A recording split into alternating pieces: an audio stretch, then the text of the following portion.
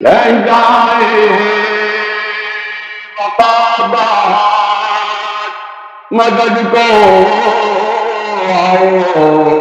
مدد کریم صلوات بھیجیے محمد و آل محمد.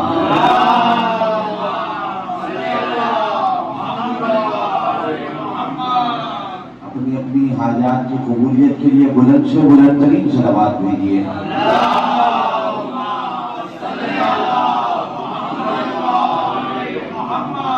ظہور امام زمانہ کی تعظیم کے لیے بلند ترین صلوات بھیجیے.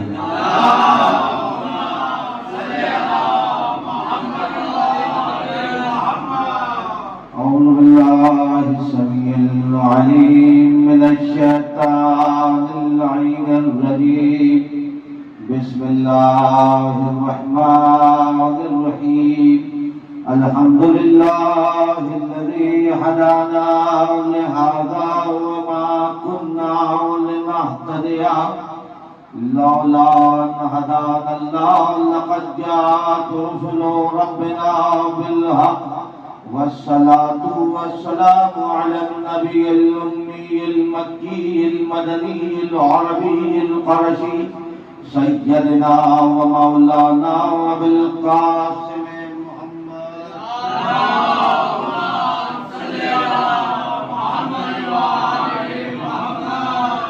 وأهل بيته الطيبين الطاهرين المعصومين المظلومين. أما بعد فقد قال الله سبحانه وتعالى في محكم كتابه المبين. بسم الله الرحمن الرحيم. هل أتى على الإنسان حين من الدهر لم يكن شيئا مذكورا.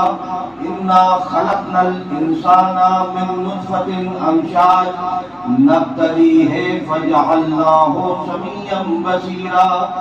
إنا هديناه السبيل إما شاكرا وإما كفورا. صلوات بھیجیے محمد.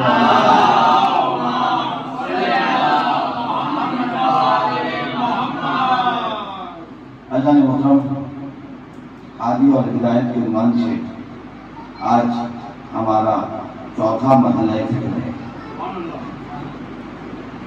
مسلسل اس عنوان سے بات کرنے کے لیے سورہ دہر کی ابتدائی 3 آیات آپ کی خدمت میں تلاوت کی جا رہی ہے، جس میں ارشاد پروردگار ہو رہا ہے.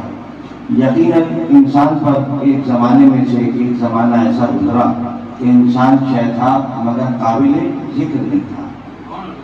پھر پروردگار کہتا ہے انا خلقنا الانسان من نطفۃ امشاج. ہم نے دنیا کے ایک ایک انسان کو آب مخلوق سے خلق کیا. کس لیے خلق کیا؟ غرض تخلیق بتلائی. نبتلی ہے تاکہ اس کا امتحان ہے. فجعلناہ سمیعا بصیرا. اس امتحان کو طے کرنے کے لیے ہم نے انسان کو 2 قوتیں، ایک قوت سماعت دی، ایک قوت بصارت.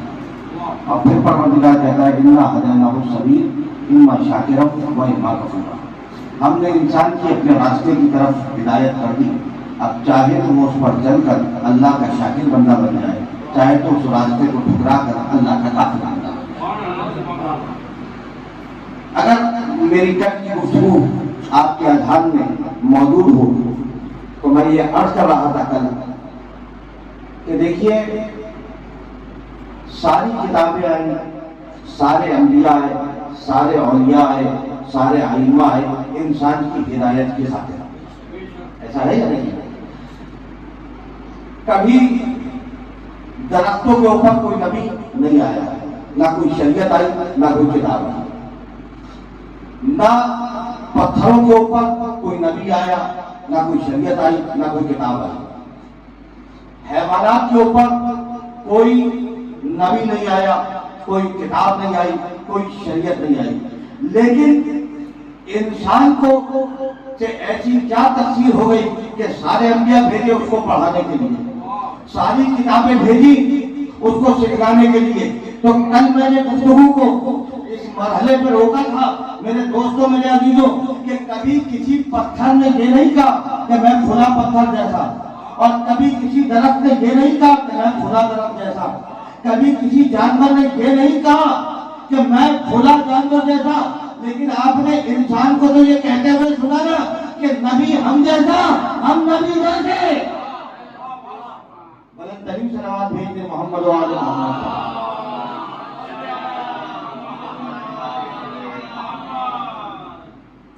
اللہ نے جب اپنے ہادیان کا تعارف کرایا، پرسوں کی تقریب اور کل کی اس سے پہلے کی، یعنی پہلی محرم سے لے کے 3 محرم تک کی تقریب کی تفصیل پیش کر رہا ہوں. تو اللہ نے کہا هو الذی بعث فی الامیین رسولا منہم، ہم نے تمہارے سامنے ایک رسول کو مبعوث کیا.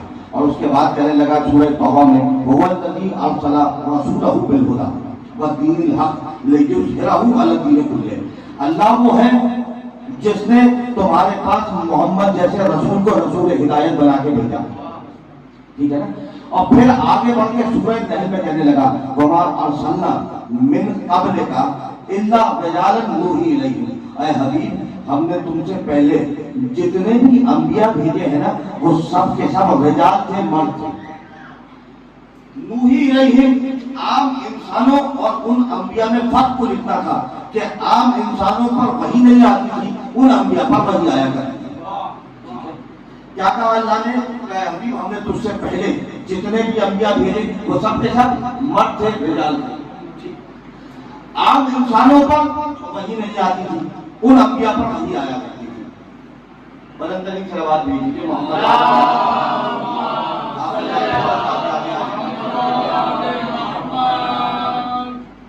اگر دنیا فلسفہ وحی و الہام کو سمجھ لے تو سمجھ میں آئے گا کہ کس طریقے سے عام انسان میں اور انبیاء میں فرق کیا ہے. یہ جو اپنے جیسے کہنے کا تصور ہے نا وہ رد ہو جائے گا. دیکھیں کائنات میں جو سب سے چھوٹی چیز ہے اٹھایا اور کہنے لگا کہ نعوذ باللہ پہلے نجس تھے، جبھی تو اللہ نے پاک کی. ایسی بات ہے اگر میں کہوں آپ کے پاس آؤں، بہت سمپل سی بات ہے کہ اچھا اعتراض میں دم ہو تو مان لینا چاہیے، لیکن ہم جواب دیں گے. پہلے میں آپ کو صرف سمجھا کہ مسئلہ کیا ہے. میں آپ کے پاس آیا اور میں کہوں کہ بھائی مجھے اپنا ہاتھ پاک کرنا ہے، اس کا مطلب کیا ہوگا کہ ہاتھ نجس ہے جبھی تو پاک کرنا ہے. انما یرید اللہ لیذھبا، اللہ ارادہ کرتا ہے کہ تم سے نجاست کو ویسے دور رکھے جیسے دور رکھنے کا حق ہے. تو کہنے کہ پہلے قریب تھی جبھی تو اللہ نے دور کی. اعتراض تو ہو گیا.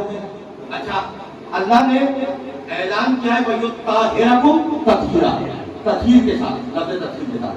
تطہیر کے معنی کیا ہے؟ کہنے لگے کہ بھائی نجاست کو نعوذ باللہ دور کرنا، پہلے کا معنی. اب ایک نعرہ وہ ہے جو آپ بھی لگاتے ہیں اور دنیا کا ہر مسلمان لگاتا ہے، نعرہ تکبیر. ایسا ہے یا نہیں؟ دنیا کا ہر فرقہ اس نعرے پر متفق ہے نا، کسی اور نعرے پر متفق ہو یا نہیں؟ تو میں نے کہا تکبیر کے معنی کیا ہے؟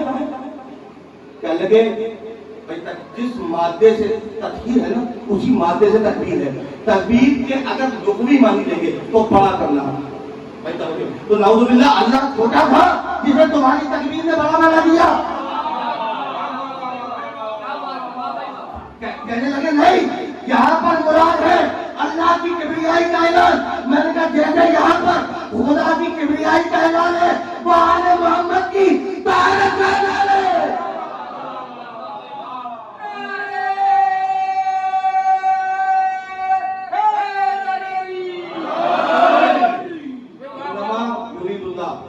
اللہ ارادہ کرتا ہے ٹھیک کس بات کا کہ آل محمد تم سے اظہار رزق کرے گا.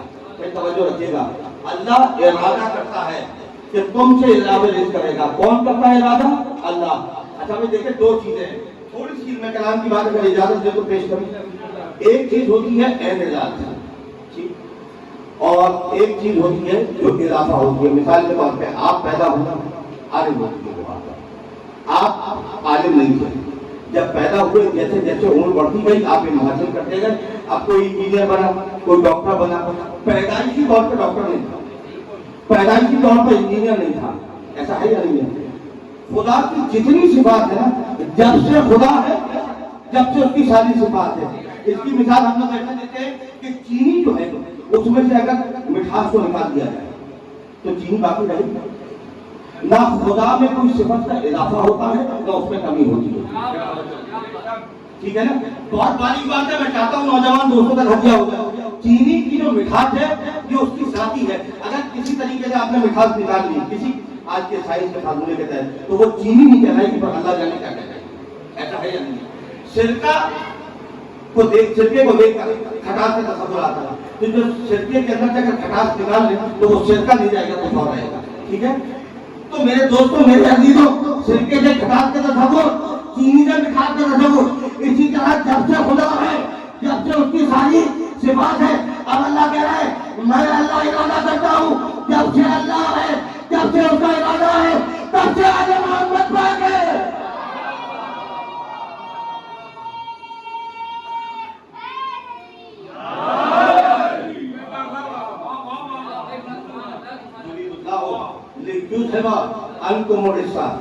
اچھا بھائی، ایک اور بات خدمت میں پیش کرتا چلوں، عربی گرامر کے حوالے سے ملا نے تو ہر جگہ قلم توڑے ہیں، ٹھیک؟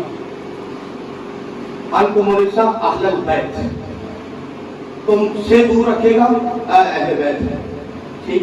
اچھا دیکھیے، اہل بیت کا تذکرہ بعد میں، اور جو ضمیر ہے نا وہ کم ہے، ٹھیک؟ اور کم کی ضمیر پہلے۔ طریقہ بیان یہ ہے، اردو سمجھنے والے، اردو کی باریکیوں کو سمجھنے والے لوگ تشریف فرما ہیں، حامد نظر صاحب ہیں، محسن نظر صاحب ہیں، اور دوسرے لوگ جتنے بیٹھے ہیں، قرآن کی باریکیوں کو سمجھنے والے لوگ ہیں اور کلام کی باریکیوں کو سمجھنے والے لوگ ہیں۔ جب میں بیان کروں تو میں عرض کروں کہ میں آیا، میں قصہ بیان کر رہا ہوں، میں نے کہا میرے گھر پہ شعیب صاحب آئے، اور میں نے کہا وہ میرے گھر میں انہوں نے چائے پی، اور انہوں نے کھانا کھایا، پھر وہ اپنے اصحاب کے ساتھ رخصت ہو گئے۔ یہ سب کیا ہے؟ زمینیں پلٹ کے کہا جا رہی ہے شعیب صاحب کی طرف۔ طریقہ یہ نہیں ہے کہ وہ آئے تھے، انہوں نے کھانا کھایا، پھر وہ جو ہے اپنے اصحاب کے ساتھ رخصت ہو گئے، ان کا نام شعیب ہے۔ شعیب کا تذکرہ پہلے ہوگا، ساری زمینیں پلٹیں گی پہلے، ٹھیک؟ تو کہنے لگے یہاں پر ایک خون کی زمین رکھی ہوئی ہے، ٹھیک؟ اور اہل بیت کا تذکرہ تو بعد میں ہے، اور اس سے پہلے والی جو آیت ہے اس میں ازواج کا تذکرہ ہے، تو زمین تو ہمیشہ پہلے کی طرف پلٹتی ہے، تو یہ تو پلٹ کے ازواج کی طرف جائے گی، ازواج کی طرف جائے گی، یہ پلٹ کے اہل بیت پہ نہیں جائے گی۔ میں نے کہا جس قرآن سے تم نے یہ فارمولہ نکالا ہے اسی قرآن سے ہم جواب دیں گے۔ اللہ نے سورہ توحید میں کہا بسم اللہ الرحمن الرحیم، قل هو اللہ احد، کہو کہ وہ اللہ ایک ہے۔ تو یہ ہوا کی زمین ماں باپ پہ پلٹ رہی ہے، اللہ کا تذکرہ بعد میں ہے، زمین کا تذکرہ پہلے ہے۔ میں نے کہا اسی طریقے سے قوم کی زمین پہلے ہے، اہل بیت کا تذکرہ بعد میں ہے۔ بلند ترین صلوات بھیجیں۔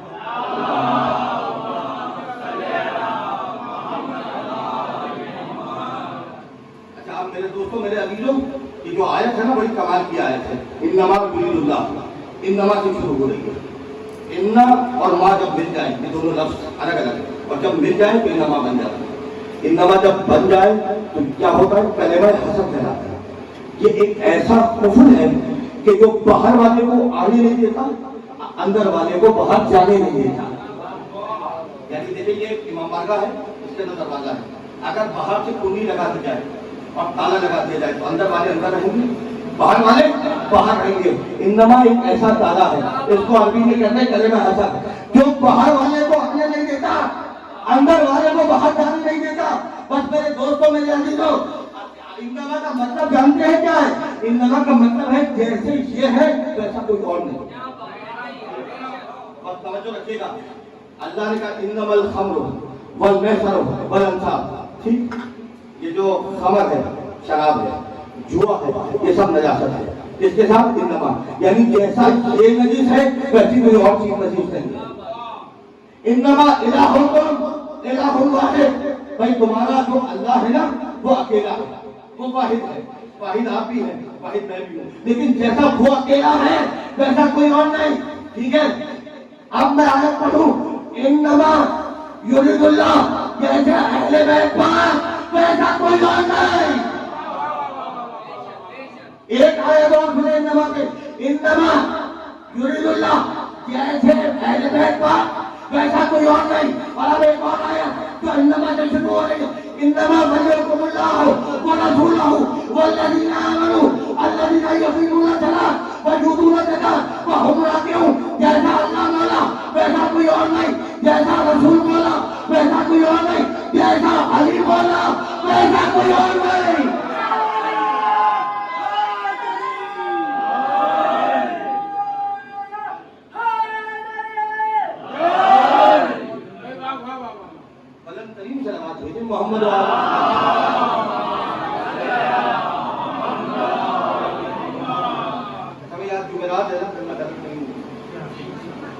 جمعرات کو حدیث قصہ کا پڑھنا شب جمعہ میں بہت فضیلت ہے، اور آیت تفسیر جو ہے وہ نازل ہوئی تھی، اس پوری حدیث کا نام حدیث قصہ۔ تو اجازت دیں کہ حدیث قصہ کے جملے آپ کی خدمت میں پیش کروں۔ رویا فاطمہ زہرا ان جابر بن عبداللہ الانصاری، ہم روایت کرتے ہیں فاطمہ زہرا سے اور وہ روایت کرتی ہیں جابر بن عبداللہ سے۔ اچھا ایک اصول روایت ذہن میں رکھیے گا، جتنے راوی زیادہ ہوں گے نا کسی روایت میں اتنی روایت مشہور ہے، اور جتنے راوی کم ہوں گے اتنی روایت کی سند مضبوط ہے، یہ یاد رکھیے گا۔ یعنی الف کے بیٹے کا بے جی کا جی میں دال کا دال میں ہے کا جتنے اضافے ہوتے چلے جائیں گے سند میں کمزوری آ جائے گی، اور اگر الف کے بیٹے کا ہو تو الف پہنچ گئی تو سند مضبوط ہوگی۔ شہزادی کا علم غیب سمجھ میں آیا، شہزادی نے رسول کے ایسے صحابی کو منتخب کیا جو چلا ہے زمانہ رسول سے، گیا ہے 5 بجے۔ بلند ترین صلوات بھیجیے محمد وآل محمد۔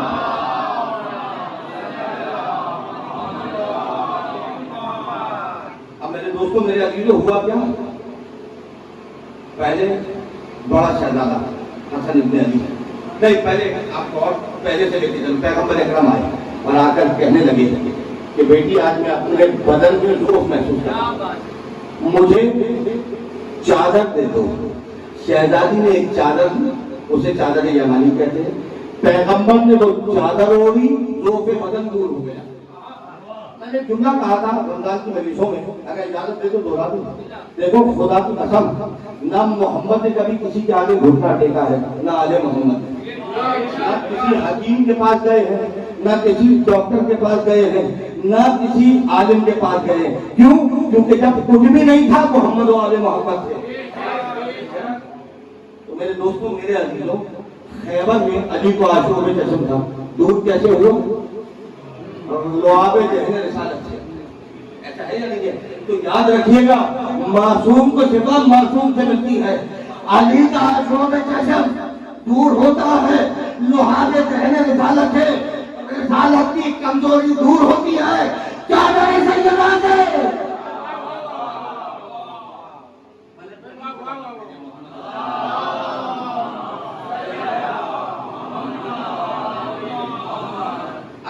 کہتی کچھ دیر بعد میرا بیٹا حسن آیا اور کہا، اے مادر گرامی، آپ پر میرا سلام، میں اپنے نانا رسول اللہ کی خوشبو محسوس کر رہا ہوں۔ بیٹا وہ زیر چادر ہے۔ حسن آئے، سلام کیا، اور سلام کرنے کے بعد کہنے لگے کہ نانا مجھے اجازت ہے کہ میں چادر میں آ جاؤں؟ اجازت ملی، چادر کے اندر آ۔ تھوڑی دیر بعد چھوٹا نواسا حسین ابن علی آئے اور آنے کے بعد شہزادی کو سلام کیا اور کہنے لگے، اے مادر گرامی، میں اپنے نانا رسول اللہ کی خوشبو محسوس کر رہا ہوں۔ کہا بیٹے کو تمہارے بھائی حسن کے ساتھ زیر چادر ہے۔ آئے حسین، سلام کیا رسول کو، اور سلام کرنے کے بعد چادر کے اندر چلے گئے۔ پرسوں میں نے ایک واقعہ پڑھا تھا حسین ابن علی کا کہ رسول نماز میں تھے، ٹھیک ہے، اور پوچھ پہ آ کے حسین بیٹھ گئے۔ کیا اجازت لے کے بیٹھے تھے؟ اور آج اچھا وہ ہے واقعہ مسجد کا، یہ ہے گھر کا، یہ گھر کا واقعہ ہے۔ مسجد کے اندر اجازت نہیں دیتے اور گھر کے اندر اجازت دے رہے ہیں۔ یہ مسئلہ کیا ہے کہ حسین پوچھ پر آ رہے مگر اجازت دے کر نہیں بیٹھتے۔ آج جب چادر کے اندر آ رہے اپنی ماں کے گھر میں تو اجازت مانگ رہے۔ حسین جانتے تھے اور حسن جانتے تھے کہ منافق محمد کا قلم کل یہی لکھے گا کہ بچے اتنے مانوس تھے کہ نبی کی چادر میں چلے گئے یا آلے تطہیر میں شامل نہیں ہے، اسی لیے اجازت لے کے بیٹھے کہ جیسے محمد آلے تطہیر میں شامل ہے ویسے ہم نوازے بھی آلے تطہیر میں شامل ہے۔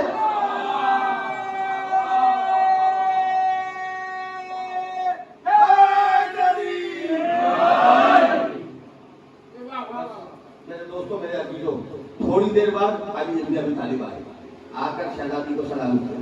جواب سلام ملا کر میں اپنے بھائی رسول اللہ کی خوشبو محسوس کر رہا ہوں۔ کہا وہ چادر کے اندر ہے آپ کے دونوں بیٹوں کے ساتھ. علی آئے, اجازت کی, اندر آ گئے. تھوڑی دیر بعد شہزادی آئی, شہزادی نے سلام کیا اور سلام کرنے کے بعد اپنے والد سے اجازت کی, اجازت دے کے چادر کے اندر جمع ہو گئی. جب سارے آ گئے تو شہزادی کہنے لگی, توجہ رکھیے گا, شہزادی کہنے لگی, شہزادی ہے کہاں؟ زمین پر. ٹھیک, اور بات کہاں کر رہی ہے؟ عرش کی.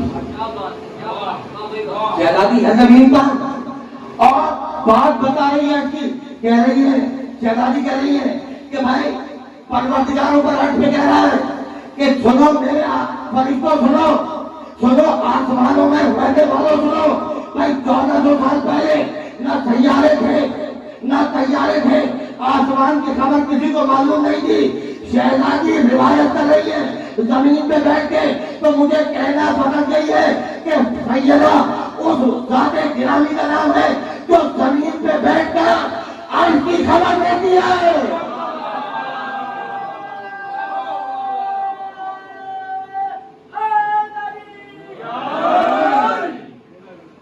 بس میرے دوستوں, میرے عزیزوں, ایک مرتبہ جبریل نے سوال کیا پروردگار سے, یا رب ومن تحت کے ساتھ, اے میرے رب چادر کے نیچے ہے کون؟ کہوں فاطمہ و ابوہا و بالوہا و بنوہا. فاطمہ ہے, ان کے والد ہیں, ان کے شوہر ہیں, ان کے بیٹے ہیں.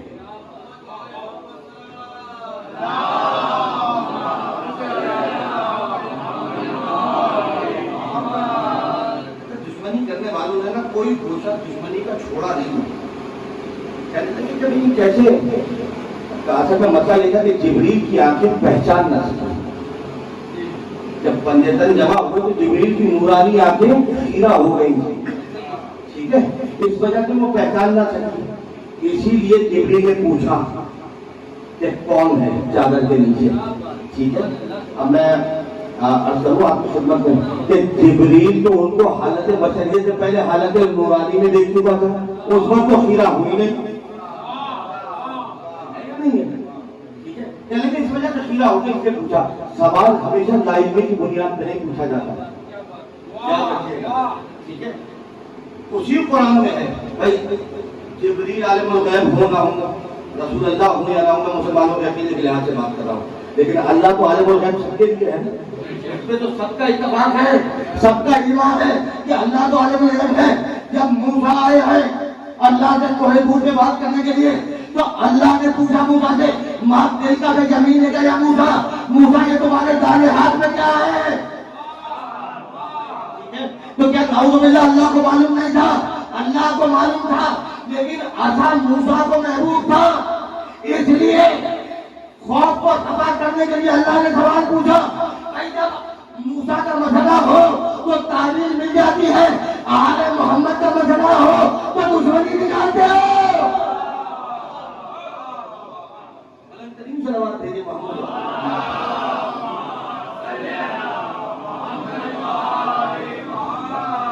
جبریل کو پتا تھا کون ہے, لیکن دیکھیں ایک طریقہ ہے, اگر کوئی شخصیت محبوب ہو آپ کی اور اس کا کوئی قریبی چاہنے والا ہو, تو اس سے پوچھیں گے نا کہ یہ اٹھتا کس طرح ہے, یہ بولتا کس طرح ہے, یہ چلتا کس طرح ہے. توجہ رکھیے گا, جبریل جانتے تھے سوال اس لیے کیا تھا تاکہ حبیب کے محبوب کے فضائل سننے کو مل جائے. دیکھیں ایک اور بات خدمت میں عرض کروں, مجلسوں پر اعتراض کرنے والے, خدا ان کو غرق کرے, لعنت کرے خدا ان پر. ٹھیک ہے نا, کسی بھی بات میں وزن پیدا کرنے کے 3 طریقے. پہلی بات کہ انسان بڑا متکلم بولنے والا, اس کی چھوٹی بات بھی بڑا وزن رکھے.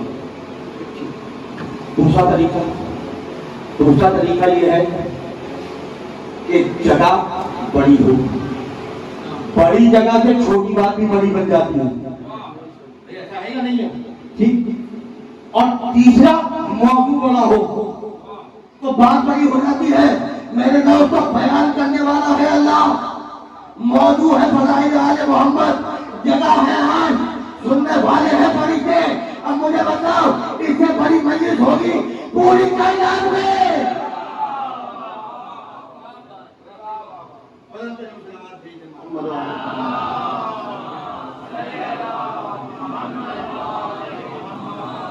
बस मेरे दोस्तों, मेरे अजीजों, वक्त मेरे पास नहीं है, मुझे गुफ्तगू को तमाम करना है। एक जुमले से मसाइल की तरफ जाऊंगा कि मेरे दोस्तों, मेरे अजीजों, ये है मोहम्मद वाले मोहम्मद, मगर इनसे दुश्मनी की इंतहा ऐसी की गई कि सैयद सज्जाद ने कहा कि अल्लाह ने हमारी मवद्दत तुम पर वाजिब की थी तो तुमने जीत दिया, अगर हमारी दुश्मनी वाजिब करता तो इससे ज्यादा क्या कर गुजरते जो कर गुजरते। खुदा आपकी आवाजों पर रहमत नाज़िल करे, आपके आंसुओं को जनाब सैयदा के रुमाल में जगह इनायत करे। मेरे दोस्तों, मेरे अजीजों, मैं कैसे अर्ज करूं कि आज का दिन मंसूब है और वो मोहम्मद से। जब आशूर का दिन आया है और पहला तीर चला है तो आयात लिखती हैं, मकातिब लिखते हैं कि 25 असहाब हुसैन शहीद हो गए। जब हुसैन के असहाब में से कोई बाकी ना रहा, ना होर रहे, ना आबिद इब्न शबीब शाकिर रहे, ना ज़ुहैर इब्न खैल रहे, ना हबीब इब्न मज़ाहिर रहे, तो अब बहस हो रही थी कि जो बचे हैं उनमें से पहले कौन जाएगा। अबुल फजल अब्बास आगे बढ़े और कहने लगे कि अब्बास के भाई पहले जाएंगे। अब्बास ने अपने हाथों से भाइयों को आरास्ता किया, मैदान जंग में भेजा जो उम्मुल बनीन के पसंद से थे। अब्बास के भाई जाते रहे, शहीद होते रहे, यहाँ तक के अब्बास के भाई खत्म हो गए। इतने में हुसैन ने देखा कि अबुल फजल अब्बास अपने खेमे में गए और अपने 9 साल बच्चे को लेकर बाहर आए। अबुल फजल अब्बास के 2 बेटे थे, एक मोहम्मद इब्न अब्बास, एक हुसैन इब्न अब्बास। मोहम्मद इब्न अब्बास दादी के पास मदीने में रह गए, हुसैन इब्न अब्बास को लेकर आए। एक मर्तबा हुसैन के पास लेकर आए, जबान से कुछ नहीं कहा।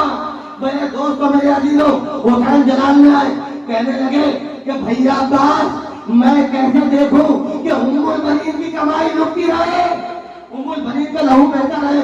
ये बहस हो रही थी कि इतने में फिजा ने जाके जनाब ज़ैनब को खबर की कि कहीं ऐसा ना हो कि मोहम्मद इब्न अब्बास को इजाजत मिल जाए। बस मेरे दोस्तों, मेरे अजीजों, ज़ैनब ने कहा कि मेरे औनो मोहम्मद कहाँ है?